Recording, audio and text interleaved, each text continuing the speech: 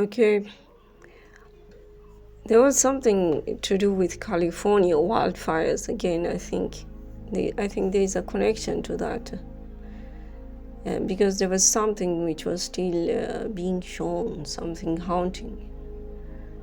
And it's not like I'm really eager to peruse through that again, but we are guided to look it up and learn something from it.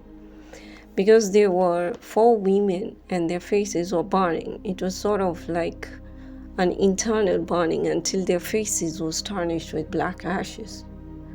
So welcome back if you're coming back, and if you're new to the family, let me say a big welcome to you. We are sharing current collective energies that are among us. As we all know, we are all connected to each other, and the messages are concerning general collective. You may resonate or you may not resonate. Take what feels right and leave the rest. So coming to the 4 women, it's sort of sad as well as not really sad, because they seem to have a connection that was trying to warn them about the coming tower. There does not seem to be any children involved, and it's like they're going about their routines. It's like they spend a lot of time together as a group, despite having extended families. I mean, they come together as 4 people most of the time and meet and discuss things or do activities together. And before the fire broke out, they were like renovating their spaces, and somebody warned them of the advancing fire. But they were sort of like oblivious to the dangers of what might happen. Then they were told that they needed to evacuate, but they were refusing to budge because of the attachment they had towards their properties and belongings. It felt like whatever they had seemed to actually belong, they had seemed to accumulated actually belonged somewhere else or belonged to someone else. But they had that in their possession and they didn't want to let go of this. And it's sort of like, it is like they needed to forward the things to someone else, but they were keeping for themselves. So just take what resonates. For some of you, all that which they had to be given to you, but they were not giving you, only just keeping you around in their energies to siphon your energy and use it to get what was meant for you. I mean, what was meant for you, they took it by siphoning your energy. And now the fire had reached where they were, and they were not budging, not wanting to let go of what they had in possession. Can we say that they stole from you? Because that's how it looks. And they were willing to burn with the fire, but your energy connection to these people was sort of protecting them, because you are connected to them and because you are protected by God. So they were also, that protection was also being extended to them, part of what they had. But unfortunately, part of what they had burned and part of it remained. And the one remaining is what is meant to be forwarded to you. And it's like when you release them from your energy because they were not listening to you in any way of whatever you were warning them about. When you release them, when they thought the storm was over, a flicker of fire started again, and there was a huge explosion, and some people died, some people got injured. And there's something like a location where there was a town hall near their premises. There were some firemen who survived the explosion, but some of the people in the neighborhood couldn't make it.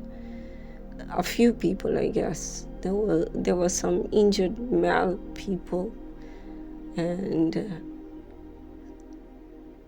a few people died, I think. There was a scene the scene was like a war zone. Anyway, whatever was around them had burned to ashes, but only a small part of their property got burnt.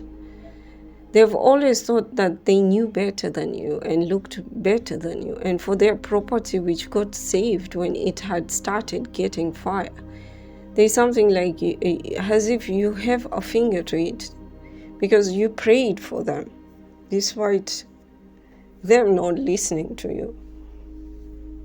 And it was as if you had a giant hand, because that was what was shown.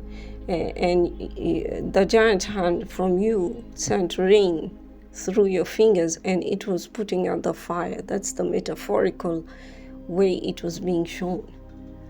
So metaphorically shown, because I guess you took pity and still prayed for their safety when you were seeing them burning, and that's why they ended up with black ashed faces after fire was put out, because they refused to come out of their houses. They still were given signs to remind them of what the wrong they were doing, and that they were to rectify and compensate that which they had harmed. But it feels like even the war zone scenario they saw was not even affecting them in any way, because they are still intent on wanting to still continue what they had been doing against you. It's like they did not learn the lesson, and soon they will face towers if they still continue, because they will bring their own downfall. Anyway, I pray to God the people get to be mindful and considerate, and they don't have to face any kind of ailments to their health or finance or relationships. And that's a lesson for anyone who thinks they can take that which belongs to another and think that everything is going to be okay. Right now, they might be thinking that they have victory, because it's like, yeah, some calamity struck, but look at us, we are still upstanding, is what they might be thinking, while they are still standing because you felt compassion and prayed for them. And whatever they experienced was a warning to them, which they don't want to accept, thinking they were lucky. Because it was like a whole community was going down, but they looked like sort of spared from the most damage. But no, they are given a chance to rectify their ways, and it's probably that their ancestors who might have had good karma begged for them to be spared.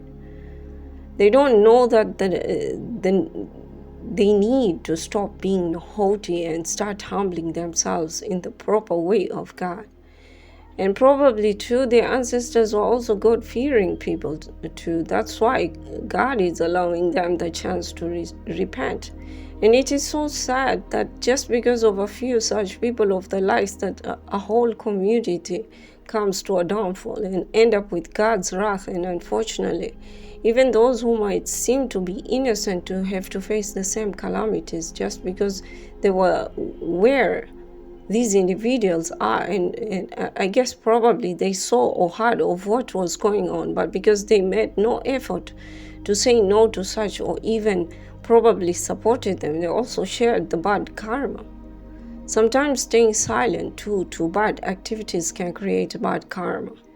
Even if you don't participate, but if you have the knowledge of what is going on and you stay quiet about it, you too will get the bad karma.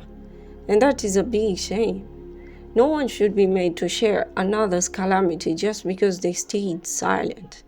I'm not saying go ahead and start calling out people immediately you hear or see something. Be very sure first of the knowledge you get of anything. Research well thoroughly. Then call it out if you are not able to do anything physically about it. There are 3 stages to dealing with such. First, you see it and you look and see if you can prevent with physical power. If not, secondly, call it out by word of mouth. And if that also might not put you in a dangerous position, then thirdly, just refute it through your heart and pray to God to solve it. But don't just sit there and be a standers-by person watching and being indifferent, thinking it's none of your business. That none of your business will turn around and be your business, and you won't have any power against it. And that is why we see so many calamities happening, and we see even innocent ones getting hurt for what their own individuals had the power to do but refrained from doing just because they thought such things could never happen to them. Such could happen to anyone. It could happen to you. It could happen to me. It could happen to your loved ones too. So let's all be mindful and not take such things lightly. Karma is nothing to play around with. Some people, I'm not saying the California wildfire, I don't know, but there is a connection to these women, to that place. I think they're one of the victims who lost their homes in California. Some people are just suffering just because of what their ancestors did, and it's up to them to break the chain through paying the karma debt by doing the right things. But if the wrong things are being continued on, then they also get karma. And with that, I'm guided to stop here and allow you to let it all sink in. Maybe it might make an impact, maybe it might not, but I truly hope that helps someone. For those of you having faced those injustices, I'm sorry you did, and may God reward you for your patience if you didn't do anything out of the odds. And so, till next time, have a lovely day, and with much love, God bless.